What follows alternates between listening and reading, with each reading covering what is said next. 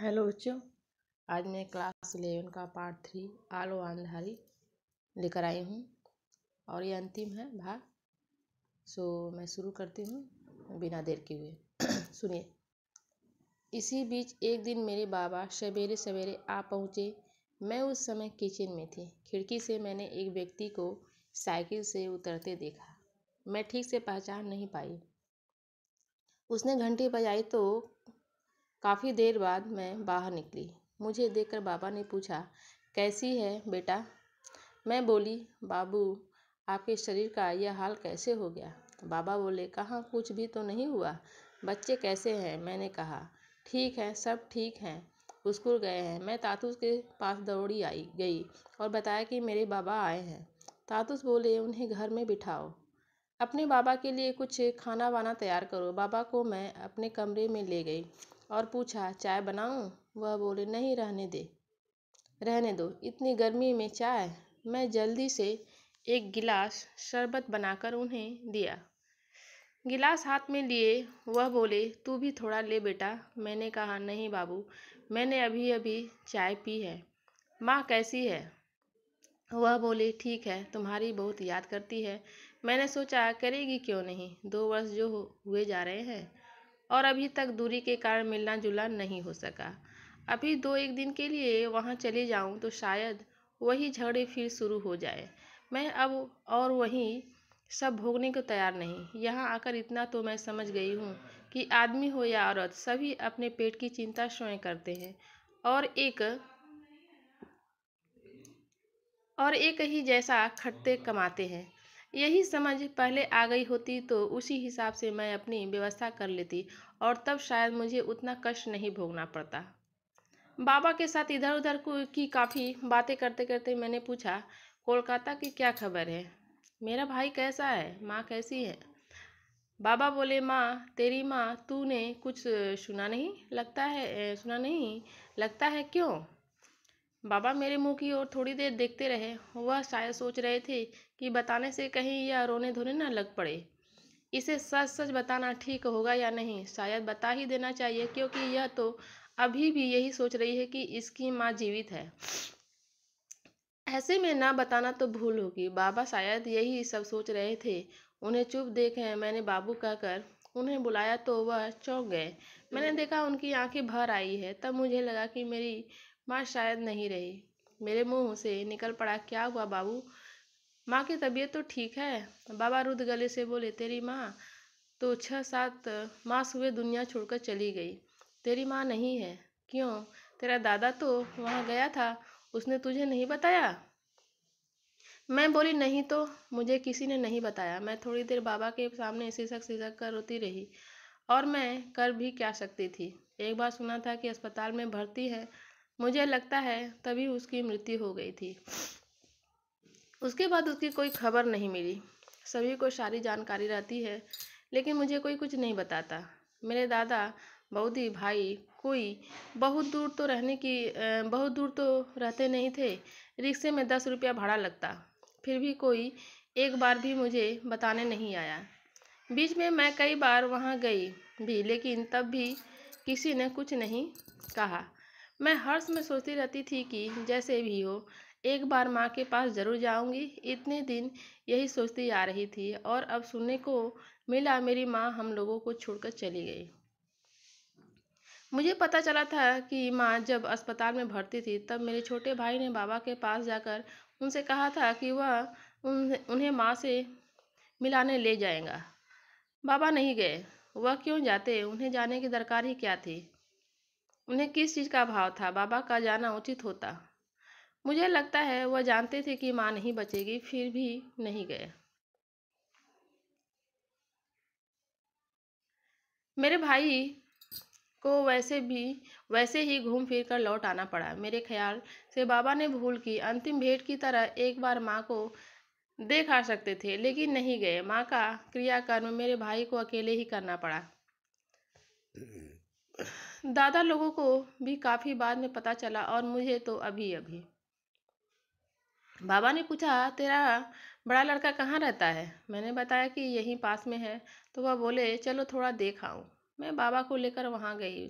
Bell बजाते ही मेरा लड़का बाहर निकल आया और अरे दादू कहकर उन्हें प्रणाम किया और बोला, दादू मेरा बाबू कैसा है? बाबा बोले, तुम्हारा बाबू ठीक है, मैंने साथ चलने को कहा था पर वह नहीं आया। भाई, मेरे लड़के को देखकर बाबा की आंखें भर आई थी। वह उससे बोले, तुम लोग और भी बड़े हो भाई, पहले कैसे कैसे परिवेश में थे तुम लोग, अब तुम सबको देखकर बहुत खुशी हुई। मुझसे पापा ने कहा, तुझे अब कष्ट नहीं होगा बेटा, तेरा लड़का बड़ा हो रहा है, देखना एक दिन यही तुझे सुख देगा। बेटा अभी थोड़ा कष्ट उठा ले, बाद में इसके साथ सुख शांति से रहेगी। मेरे लड़के से बाबा बोले, दादू भाई ठीक से रहना, और इतना कहकर मेरे साथ लौट आए। बाबा हमारे यहाँ से चलने लगे तो तातुस ने उनसे कहा, आप बेबी की तरफ से निश्चिंत हो कर जाएं। बाबा बोले, जब आप जैसे लोगों के पास हैं तो चिंता की कोई बात नहीं। चिंता करता लेकिन अब नहीं करूँगा, क्योंकि मैंने देख लिया कि मेरी लड़की यहाँ खूब अच्छी तरह है। बाबा चले गए। उन्हें कहीं से पता चल गया था कि मैं कुछ लिख विख रही हूँ। सुनकर वह बहुत खुश हुए थे। जहाँ पहले वह मेरी कोई खोज खबर नहीं लेते थे, वहाँ अब वह जब तक फ़ोन पर मेरा हाल चाल पूछने लगे। वह बार बार यह भी जानना चाहते हैं कि मेरा लिखना कहाँ तक आगे बढ़ा, खत्म हुआ कि नहीं। वह मुझे अपने यहाँ आने को भी कहते और साथ में यह भी कि यदि मैं रुकना चलना चाहूँ तो लौट आ सकती हूँ। मेरी जाने की इच्छा नहीं होती। बाबा के जाने के बाद कई दिन मेरा मन बहुत खराब रहा। मैं पछताती रही कि मेरी माँ मर गई और मैं आंखों से उनसे देख न पाई। मुझे बाबा के गिरते स्वास्थ्य को लेकर भी चिंता लगी रहती। इसी बीच जेठू और शर्मिला की कई चिट्ठियां भी आ पहुंची थी और उनके जवाब देने की चिंता अलग से लगी रहती। चिट्ठियों के जवाब देने से दोनों खुश होंगे और मेरा मन भी बहल जाएगा। यह सोचकर एक दिन सारी चिट्ठियां लेकर मैं बैठ गई। जवाब देने से पहले उन चिट्ठियों को एक बार फिर पढ़ लेना जरूरी समझकर मैंने पहले जेठू की चिट्ठियां उठाई और किसी कहानी की तरह उन्हें पढ़ने लगी। तातुस ने उन्हें शब्दकोश की मदद लेने को ठीक ही कहा है। सॉरी, मेरी भी यही राय है। चिट्ठी लिखने में भूले तो होंगी ही, लेकिन क्या इसी से तुम चिट्ठी लिखना बंद कर दोगी?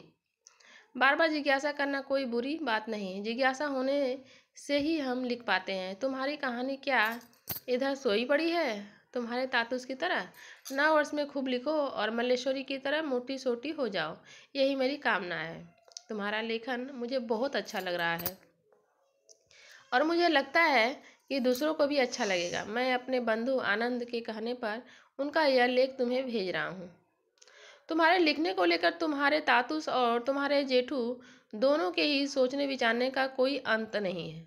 सबसे अधिक खुशी की बात यह है कि पहले की तरह अब तुम्हें लिखने में कष्ट नहीं हो रहा है। आशापूर्णा देवी की कोई नई किताब पढ़ी क्या? तुम्हारी लिखावट पहले मुझे काफ़ी कष्ट देती थी, अब कष्ट देने की बात तो दूर, तुम्हारी लिखावट देखकर बहुत खुशी होती है। पढ़ते हुए एक बार भी तुम्हें डांटने की इच्छा नहीं होती, बल्कि बार बार शाबाश बहुत अच्छा कहने की इच्छा होती है। भूलों की चिंता करने लगे तो एक लाइन भी लिखी नहीं जा सकती, इसलिए उनकी चिंता किए बिना लिखना होगा। बाद में अपना लिखा स्वयं ही सुधार लेना होगा। इसके बाद जिन लोगों का काम ही है लिखना पढ़ना, उनसे इसे कुछ और सुधारवाने की बारी आएगी।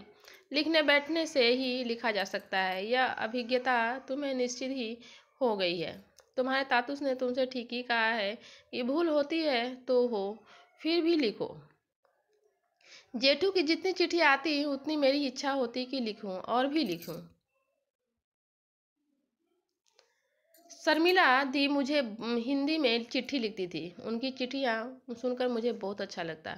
उनकी चिट्ठियाँ कुछ और ही तरह की होती। मैं सोचती कि उनके यहाँ भी तो घर के काम के लिए कोई लड़की रखी गई होगी। क्या उसके साथ भी वह वैसा ही व्यवहार करती होंगी जैसा मेरे साथ? मुझे तो वह किसी के घर काम करने वाली लड़की की तरह नहीं देखती और चिट्ठियाँ भी ठीक उसी तरह लिखती जैसे अपनी किसी बांधवी को। तातुस उनकी चिट्ठियाँ पढ़कर सुनाते तो अपनी टूटी फूटी बंगला में भी मैं उन्हें लिख लेती। कभी जब मेरा मन खराब होता तो उनकी यह चिट्ठियाँ मुझे आह्लादित कर देती। बेबी एक बार सोच कर देखो कि अपने बाबा को तुम जैसा समझती हो वैसा वह क्यों है। इसका कारण क्या है।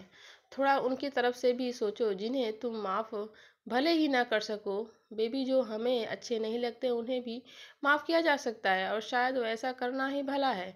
यदि तुम यहाँ आओ तो हम दोनों खूब सजेंगे और फिर खूब नाचेंगे। तुम्हें सजना अच्छा लगता है कि नहीं। मुझे तो कभी कभी अच्छा लगता है। तुम मेरे लिए सजना और मैं तुम्हारे लिए सजूंगी। हम दोनों जब एक दूसरे से मिलेंगे तो जी भर कर हंसेंगे। यदि हंसने की कोई बात न होगी तब भी हंसेंगे। बेबी तुम उस समय क्या अवाक नहीं रह जाती जब कोई तुम्हारा लिखा कुछ पढ़कर कहता है कि बहुत अच्छा लिखा है। और तुम क्या कभी यह सोचती हो कि इतनी कठिनाई इतने कष्ट में बीता तुम्हारा जीवन लिखना शुरू करने के बाद से इतना सुंदर कैसे हो गया।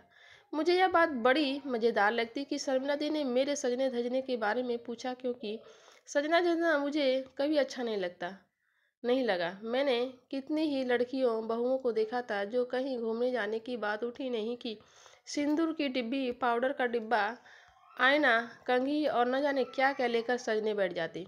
साड़ी पहनती तो अपनी किसी सहेली को बुलाकर पूछती, ए देखो तो ठीक से पहनी कि नहीं।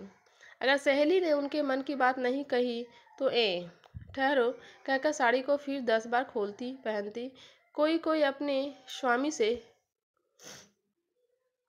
पूछती, क्यों जी कौन सी साड़ी पहनना ठीक रहेगा। स्वामी यदि कहता है यह साड़ी पहनो, इसमें बहुत अच्छी दिखोगी, तो उस साड़ी को पहनने वे मुस्कुराती हुई जल्दी जल्दी कमरे में चली जाती और फिर साड़ी पहन स्वामी के सामने यहाँ खड़ी होती और चाहती कि वह एक बार फिर कहें, तुम कितनी सुंदर लग रही हो। सिर्फ यही नहीं, वे चाहती कि और लोग भी कहें, देखो देखो कितनी सुंदर लग रही है।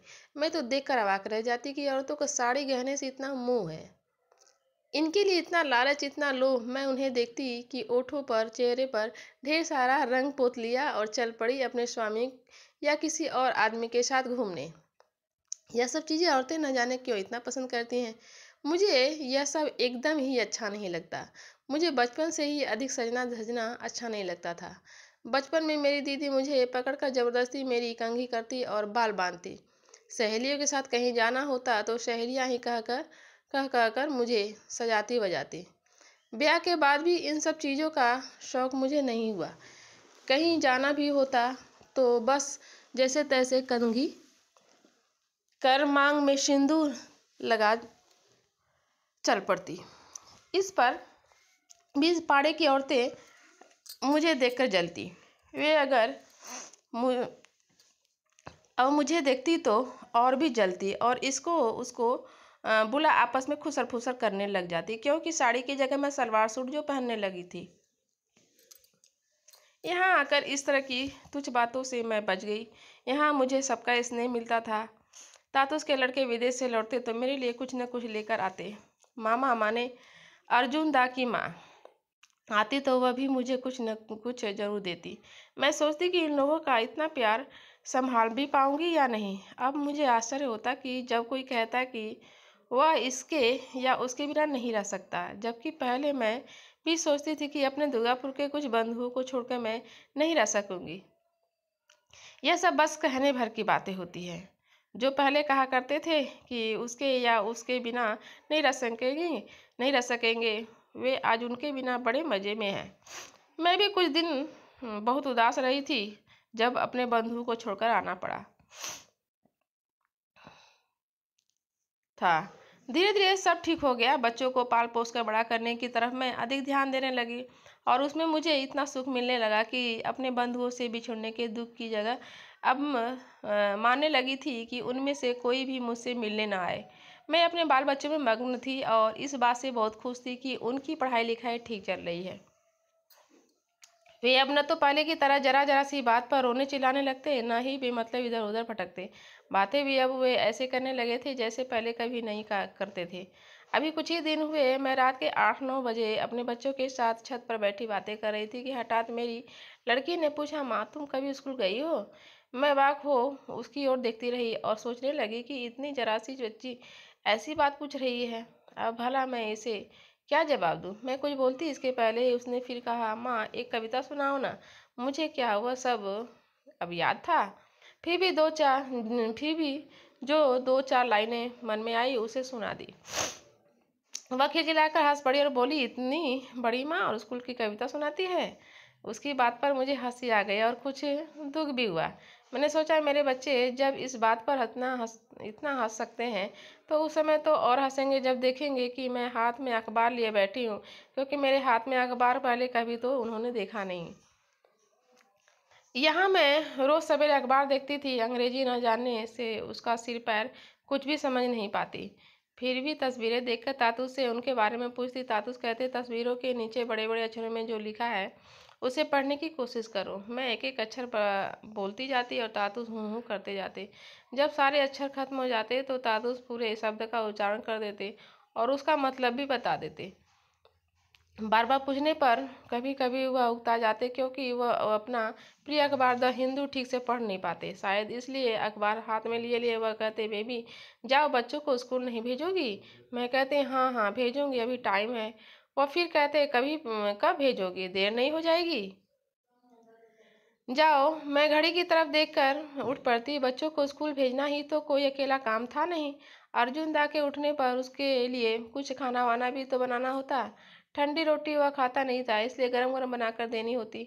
उसे अच्छी अच्छी चीज़ें खाने का शौक था। चिकन विकेन, बिरयानी, पुलाव, कबाब, आलू पराठा, पुदीना पराठा, यह सब उसे अधिक पसंद था। साथ में टोमाटो सूप, चिकन सूप, प्याज सूप जैसा कुछ हो तो और भी अच्छा। मैं उसका खाना उसे पूछकर ही बनाती। लोगों को कुछ बना बना कर खिलाना मुझे हमेशा से अच्छा लगता रहा है। मैं जब अपने स्वामी के पास थी तब भी कुछ नया बनाती तो आसपास के लोगों को भी खिलाती, और इस पर से मेरा स्वामी मुझ पर बहुत गुस्सा करता। लोगों को किताबें देखकर तरह तरह की चीज़ें बनाकर खिलाना मुझे जितना अच्छा लगता है उतना ही अच्छा अब उपन्यास, कहानी, कविता पढ़ना और अखबार देखना लगने लगा था। अखबार देखते देखते मुझ पर जैसे उसका नशा सा चढ़ गया था। तातुस उसमें से जो कुछ मुझे बताते वह सब मेरे लिए बिल्कुल नया होता, और वैसी बातें बार बार सुनने समझने के लिए मैं रोज़ सवेरे गेट पर खड़ी हो अखबार आने का रास्ता देखती। उस दिन सवेरे उठने में मुझे थोड़ी देर हो गई थी। नीचे आई तो देखा तातू स्वयं ही अखबार लाकर पढ़ रहे हैं। मैं जल्दी जल्दी किचन में गई और चाय बना लाई। उन्हें चाय देकर मैंने दूसरा अखबार उठा लिया और उसकी तस्वीरें देखने लगी। तातूस बोले, तुम्हारी चाय कहाँ है? जाओ ले आओ।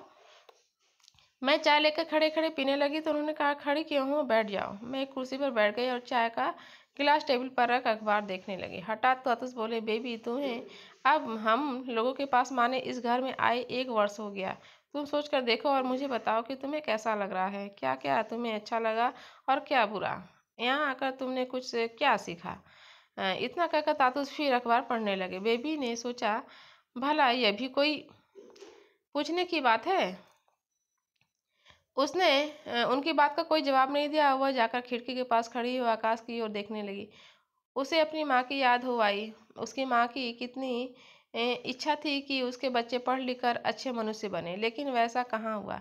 लिखना पढ़ना तो उसका हुआ नहीं था, फिर भी उसका महत्व वह ठीक ठीक समझती थी, और जब तक उन लोगों के साथ रही तब तक पढ़ने के लिए उनके पीछे सारे समय पड़ी रहती थी।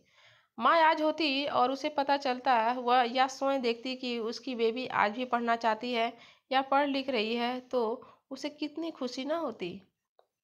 आकाश की ओर देखती जैसे वह अपनी माँ से कहना चाहती है, माँ तुम एक बार आकर देख जाओ, मैं अभी भी लिखना पढ़ना चाहती हूँ, अपने बच्चों को पढ़ाकर अच्छा बनाना चाहती हूँ, उन्हें बस तुम्हारा आशीर्वाद चाहिए माँ। वह अपनी माँ से बातें कर रही थी और उसकी आंखों से बहते आंसू छाती भिगोते फर्श पर टपक रहे थे।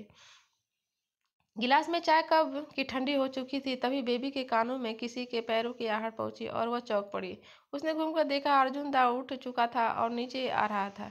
उतरते उतरते ही वह बोला, तुम लोग चाय पी रहे हो, मेरी चाय कहाँ है? वह चाय बनाने किचन में जाने लगी, तभी देखा कि किसी ने गेट पर बेल बजाई। उसने जाकर देखा कि पड़ोस का लड़का हाथ में एक पैकेट लिए खड़ा है। वह उसे बोला, यह तुम लोगों का है, डाकिया भूल से हमारे यहाँ डाल गया था। उस लड़के से पैकेट ले उसने आकर तातुस को दे दिया। तातुस ने देखकर कहा, यह तो तुम्हारा है, यह लो, जाकर देखो इसमें क्या है। पैकेट लेकर वह किचन में गई और अर्जुन की चाय का पानी चढ़ाकर उसने पैकेट खोला। पैकेट में एक पत्रिका थी। वह उसे पलटने लगी तो उसमें एक जगह उसने अपना नाम देखा। आश्चर्य से फिर देखा, सचमुच ही उसमें लिखा था, आलो अंधारी बेबी। हालदार खुशी से उसका मन हिलोरे मारने लगा। मन की ऐसी उथल पुथल में भी जेठू की वह बात याद आ गई कि आशापुरा देवी दिन भर के काम निपटाकर उस समय लिखने पढ़ने बैठती थी। जब सब लोग सो चुके होते थे, उसने सोचा जेठू ठीक ही कहते हैं कि घर के काम करते हुए भी लिखना पढ़ना हो सकता है। हठात उसकी नज़र चाय के लिए चढ़ाए पानी पर पड़ी, जो उबलते उबलते काफ़ी कम रह गया था।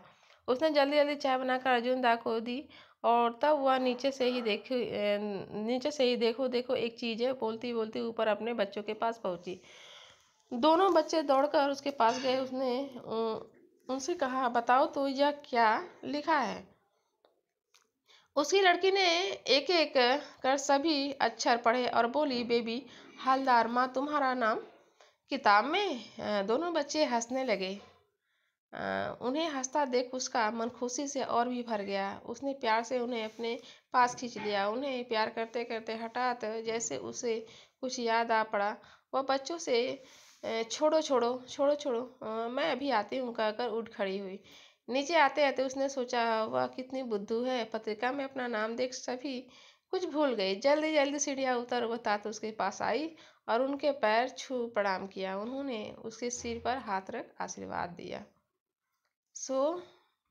बच्चों, आज आप लोग का ये चैप्टर फिनिश हुआ और इसमें जो भी क्वेश्चन होंगे तो उसका मैं कमेंट बॉक्स में आप लोग ज़रूर पूछिएगा, मैं उसका आंसर देने की कोशिश करूँगी।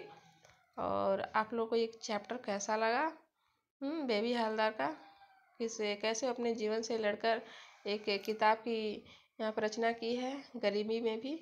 तो बहुत ही इंस्पिरेशन वाली ये कहानी है और इससे हम लोग को ज़रूर सीख मिलेगी, जीवन में कभी भी हार नहीं माननी चाहिए, जो कि बेबी हालदार हम लोग के सामने प्रत्यक्ष एग्जाम्पल उदाहरण है। आज के लिए बच्चों इतना ही। तब तक के लिए धन्यवाद।